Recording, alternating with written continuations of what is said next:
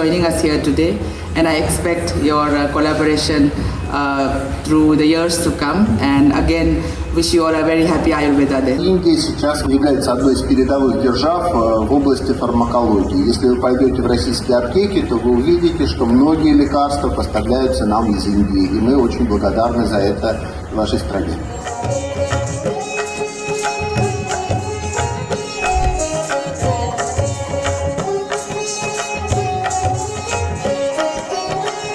दुर्गे भवानी नमो वरदे जय दुर्गे भवानी नमो वरदे जय दुर्गे भवानी नमो वरदे जय दुर्गे भवानी नमो वरदे जय पाप विनाशिनी दुख हर दे मां पाप विनाशिनी दुख हर दे जय दुर्गे भवानी नमो वरदे जय